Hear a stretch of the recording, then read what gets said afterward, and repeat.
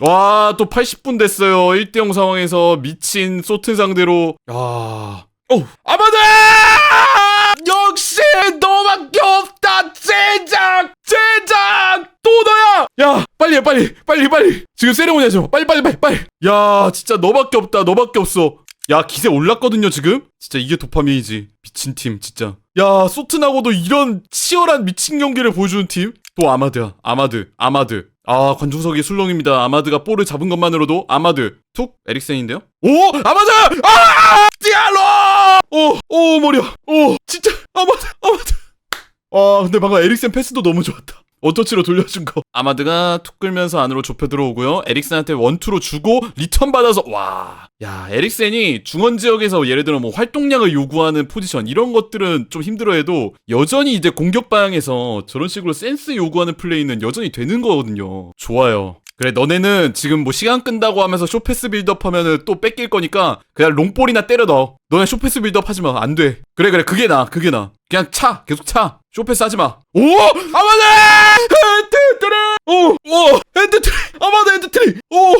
이게 맨유의 마지막 헤트트릭이 누구였냐면은 크리스티아노 호날두 이후로 헤트트릭이 없었어요. 이게 지금 몇 년 만에 헤트트릭입니까? 아, 끝나요. 야! 아마드가 이게 맨유의 윙어지. 이게 맨유의 윙어야. 당장 마운트는 등번호 떼가지고 쟤한테 줘라. 양심이 있으면. 아, 제가 생각해봤는데 제가 맨유의 7번을 달기에는 제가 부족한 것 같습니다. 아마드한테 주겠습니다. 아, 아마드 하고 싶은 거 다 해. 악수도 하고 하이파이브도 하고. 지금 3경기 다 도파민 축제야. 리버풀, 아스날, 소튼까지 해가지고 이런 도파민이 없어요. 에? 이런 맨유 축구 얼마나 재밌습니까? 내가 볼 때 오늘 아마드가 세탁했어. 오늘 경기 안 본 사람들은 야, 그래도 맨유가 리버풀하고 2대2로 비기고 아스날한테 승부 차이까지 이기다니? 그래도 소튼 정도면은 이제 무난하게 잡는구만. 이제 슬슬 아모린 시스템이 자리 잡아가나 보네. 경기 안 본 사람들은 이러겠지? 경기를 본 우리는 와, 이거는 진짜 아마드 혼자서 세탁. 진짜 세탁기 오지게 돌렸다. 아마드 혼자 세탁한 겁니다, 이거. 경기력 구대기였어요. 경기력 똥구대기였어, 똥구대기. 어휴. 아, 그리고 지르크지. 진짜 뉴캐슬 예전 교체당하고 나가면서 통로로 나가면서 질질 짜고 돌아오던 그 녀석. 오늘 어떻게 됐습니까? 진짜 눈물이 사나이를 만드는 겁니다. 눈물이 사나이를 담금질하는 거예요. 에릭센이 그 패스 하나 기가 막히게 넣어주긴 했는데 근데 그 에릭센이 활동량이 너무 적어요. 이 2명밖에 없는 미드필더 자리 채워주기에는 활동량이 안 돼. 근데 여전히 그건 되죠. 이제 파이널 서드까지 올라갔을 때 이런 2선 부근에서 센스 있게 돌려주는 그 축구 센스 그거는 역시 여전하죠.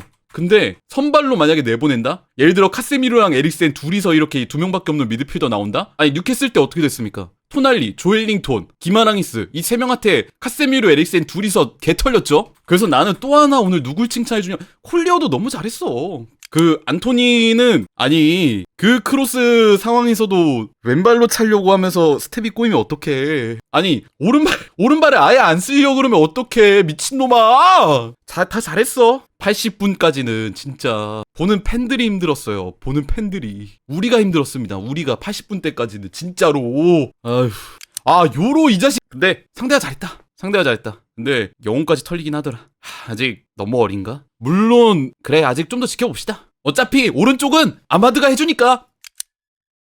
오늘도 맨유가 소튼을 상대로 굉장히 또 도파민 터지는 경기를 했는데 맨유 경기를 오래 보고 있으면은 아마 나도 내 제명에 못 죽지 않을까. 이렇게 감정이 왔다 갔다 하는 게 참 쉽지 않다. 일단 선발 라인업을 살펴보면은 오나나, 마르티네스, 더리우트, 요로의 백스리 라인, 그 앞에 마즈라위, 마이누, 우가르테, 아마드 디알로가 나왔고요. 이선에 가르나초, 브루노 페르난데스, 최전방 라스무스 호일룬이 나왔습니다. 이날 우리가 선발 라인업을 봤을 때 몇 가지 눈에 띄는 부분이 우선 달로가 없죠. 달로가 지금 카드 트러블에 걸려있기 때문에 이날 경기에서 결장을 했고요. 그래서 마즈라위가 왼쪽에, 그리고 원래 2선 자리, 이 자리에 나왔던 아마드가 한 칸 내려서 오른쪽 윙백 자리로 나왔습니다. 어쨌든 아마드가 아무리 초창기에도 윙백으로 나오는 경기들이 꽤 있었고 그 자리에서도 잘했었기 때문에 이 경기에서도 이렇게 나오는 게 이해는 되는 부분이었죠. 근데 이날 경기에서 맨유가 솔직히 얘기하자면 후반 80분까지 특히 그 전반 45분 동안은 내내 소튼한테 압박당하고 압도당했던 경기였어요. 특히 어떤 점들이 눈에 띄었냐면은 맨유가 이제 후방 빌드업을 할 때 3위 빌드업을 주로 활용을 하거든요.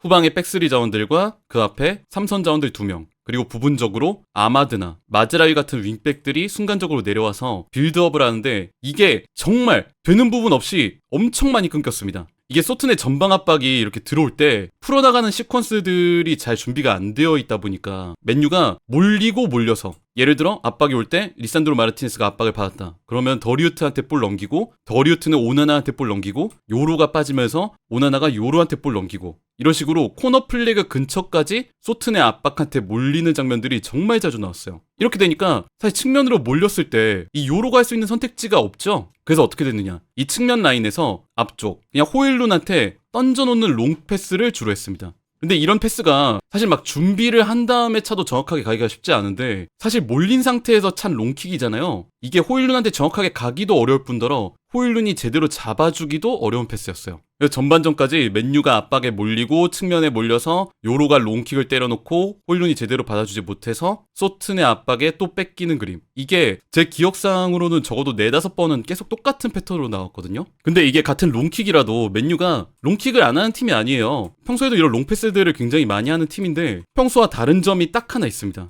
아까 요로의 패스가 바깥 라인에서 안으로 차는 그런 롱패스였다면 원래 맨유가 하던 롱패스는 뭐였냐면 이 자리에 해리 맥과이어가 있어서 안에서 바깥으로 뿌려주는 그런 측면 롱패스를 뿌립니다. 이 패스를 받기 위해 윙백이나 윙어들이 올라가면서 순식간에 전진하는 그런 그림들이 나오는데 오늘 보여준 그런 롱패스랑은 결이 완전히 다르죠. 그리고 또 하나 뭐 얘기를 안 할 수가 없는 부분이 이 아모림 시스템의 뭐 태생적인 한계라고 할까? 이 미드필더가 2명밖에 없어서 측면으로 플레이를 할 때는 괜찮은데 만약에 상대가 공격을 해올 때 이 가운데에 있는 미드필더 둘 중 하나라도 공간을 이용해서 뚫리게 되면 상대는 어떻게 되느냐, 곧바로 우리 최후방 백스리 라인과 마주하게 됩니다. 이게 커요. 그래서 이 마이누나 우가르테 같은 미드필더가 2명밖에 없는 이 미드필더가 정말 열심히 뛰어주고 상대한테 공간을 안 주는 게 중요한데 오늘 같은 경기는 꽤 공간을 내준 경기였습니다. 이날 소튼의 경기력을 봤을 때 이 중앙 라인에서 볼을 한번 끊고 순식간에 맨유의 파이널 서드 지역으로 올라오는 그림들이 너무 자주 보였어요. 사실 마이누도 그렇고 우가르테도 그렇고 평소에는 그 정도까지는 아닌데 오늘 경기는 전체적으로 좀 에너지 레벨이 평소보다 좀 낮아 보이기는 했어요. 그렇다 보니까 소튼이 볼을 끊고 올라오면서 맨유의 파이널 서드까지 전진, 뉴슈팅 때리고 내려온다. 이 패턴이 굉장히 많이 나왔죠. 계속 압박에 당하면서 탈취당하고 하프라인 못 넘고 소유권 오히려 소튼한테 더 많이 내주고 이런 그림들의 반복이었는데 하프타임을 맞이하면서 아모림이 당연히 전술 교체를 가져갈 수밖에 없죠. 그중 첫 번째가 뭐였냐면은 오늘 전체적으로 에너지 레벨이 좋지 않았던 마이누를 빼고 브루노를 내린 다음에 브루노가 빠진 그 2선 자리에 안토니를 넣은 겁니다.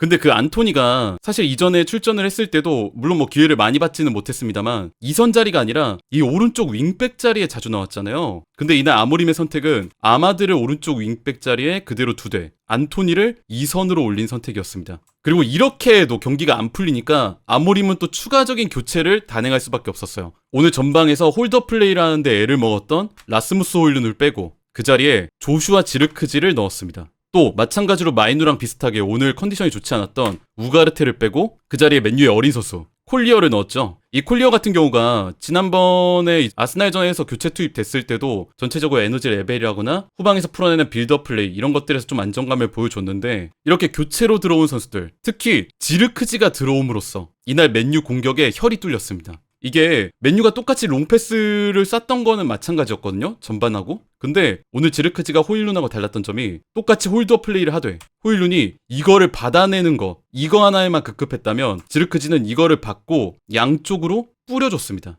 예를 들어서 후방에서 날아온 볼에 지르크지가 아래로 내려가서 이 볼을 홀딩해주고 옆으로 뛰어가는 가르나초에게 패스를 넘기고 본인도 이제 다시 파이널 서드로 올라가는 장면. 이게 사실 지르크지 같은 경우가 예전에 나왔을 때 특히 뭐 뉴캐슬전 이런 경기에서 전반 30분경에 교체까지 될 정도로 굉장히 좀 안 좋은 모습들을 보여주곤 했었는데 이날 경기에서만큼은 그때의 모습을 만회하려는 것처럼 교체로 나와서 굉장히 잘해줬어요. 어쨌든 아모림이 이렇게 시스템을 바꾸고 나서 지르크지도 괜찮고 이제 미드필더진에서의 그런 장악력도 나쁘지 않아졌고 그러다 보니까 어디가 살아나냐면은 자연스럽게 중앙이 살아나면은 측면이 살아나죠. 이 오른쪽 측면 아마드, 안토니 이 둘이 시시때때로 자리를 바꾸면서 스위칭 플레이를 가져갔어요. 안토니가 안으로 좁힐 때도 있었고 아마드가 벌릴 때도 있었고 반대로 아마드가 좁히면서 안토니가 벌려줄 때도 있었고 이런 식으로 교체로 가져갔는데 이날 결국 맨유의 혀를 뚫어주고 맨유를 구원한 거는 이 오른쪽 라인이었습니다. 예를 들어 이런 장면이죠. 아마드가 오른쪽 측면을 돌파하면서 상대 수비 라인을 부수고 마지막엔 경합에서 직접 볼을 몰고 들어가 동점골을 기록하는 장면. 이거는 진짜 아마드 디알로 개인의 그 투지, 집중력 이런 것들이 빛났던 장면이었어요. 전술의 얘기보다도 이 선수 하나의 그 실력 하나가 맨유를 마지막에 구원해준 거나 다름없었습니다. 이날 전체적으로 맨유가 옛날에 아모림이 비판했던 부분이기도 한데 이런 부분들이 많잖아요. 아모림은 예전에 이렇게 얘기했죠. 우리가 득점할 때를 보면은 시스템에 의한 경기보다는 선수 개인의 실력, 노력에 의해서 득점이 일어난 경우들이 많다. 이게 오늘 경기에서도 똑같이 나왔어요. 방금 말씀드린 오른쪽 측면에서 아마드가 돌파하면서 넣은 골 하나, 그리고 이렇게 동점골이 터지자마자 아모림이 교체를 가져갔는데 이렇게 가져갔죠. 이날 컨디션이 좋지 않았던 요루를 빼고 맥과이어를 교체 투입. 더리우트가 오른쪽, 맥과이어가 가운데로 서고요. 그리고 마즈라위를 빼고 에릭센을 투입했습니다. 그러면서 가르나초가 왼쪽 윙백 자리, 아마드가 오른쪽 윙백, 브루노가 2선, 에릭센이 콜리어와 같이 미드필더진을 이루는. 근데 이 두 번째 골 장면을 보시면 아마드가 또 오른쪽에서 돌파를 시도하면서 딱 박스 앞에 있던 에릭센에게 볼을 넘긴 다음에 여기서 에릭센의 기가 막힌 원터치 리턴, 주저하지 않고 아마드가 돌아 들어가는 그곳, 상대 수비 라인을 부수고 들어가는 그곳으로 에릭센이 절묘한 리턴을 넣어줍니다. 그리고 아마드가 이걸 받아서 두 번째 득점을 성공하죠. 이게 사실 에릭센 같은 경우가 지금 나이도 있고 하다 보니까 활동량은 분명 줄었거든요. 예를 들어 맨유가 이제 카세미로랑 에릭센 조합으로 만약에 이제 미드필더 라인을 꾸린다. 이 두 명밖에 없는 조합을. 그러면은 활동량 측면에서 밀리다 보니까 지난 뉴캐슬전 때처럼 중원 싸움에서 아예 밀려버려요. 그런데 예를 들어서 에릭센 같은 경우는 활동량은 죽었다 해도 이 박스 앞에서의 축구 센스, 킥에 대한 감각만은 아직 죽지 않았기 때문에 아마드가 좁혀 들어올 때 아마드의 패스를 받아서 절묘한 리턴을 주고 아마드의 득점, 이게 나올 수 있었죠. 그리고 이날 아마드 디알로가 해트트릭을 기록을 했는데 마지막 골도 사실 아마드 개인의 노력으로 이뤄낸 거나 다름이 없었어요. 최후방에서 빌드업을 하는 소튼을 상대로 아마드가 압박을 가서 볼을 빼앗고 그대로 빈 골대로 골을 꽂아놓은 장면. 오늘 맨유가 넣은 득점 3개가 전부 다 이 아마드 디알로라는 개인의 실력, 개인의 퀄리티, 개인의 노력에 의해서 만들어낸 득점이나 다름이 없었습니다. 물론 이제 맨유가 3대1로 역전승을 거둬온 거, 이거는 정말 좋은 일이고 기뻐할 일이지만 결국에는 아모림이 얘기하는 그 시스템에 의한 득점, 그거는 아직도 나오지 않았다. 80분 때까지 경기 내용적으로 봤을 때, 특히 전반전까지는 정말 빵점에 가까운 경기력이었다. 정말 이제 아마드 디알로라는 선수가 지금 맨유의 스쿼드에 있어서 또 맨유라는 팀에 있어서 보배 같은 선수라는 거는 절대 부정할 수 없지만 아직도 아모림의 시스템, 아모림의 축구가 가야 할 길은 먼 것 같다. 아니 리버풀한테 비기고 아스날한테 승부 차이까지 가서 이기는데 소튼을 상대로는 80분 때까지 끌려다니는 팀, 이게 맞나요? 정말 생각할 부분이 너무 많고요. 아직도 한참 멀다. 제 개인적으로 바라는 게 하나 있다면 아마드 같은 선수가 혼자의 노력으로 뭔가를 이뤄내는 그런 득점도 물론 좋지만은 그것보다도 이 좋은 선수가 시스템의 백업을 받아서 쉽게 리그 20골 이렇게 대량 득점을 꽂아내는 이런 그림을 언젠가 꼭 보고 싶습니다.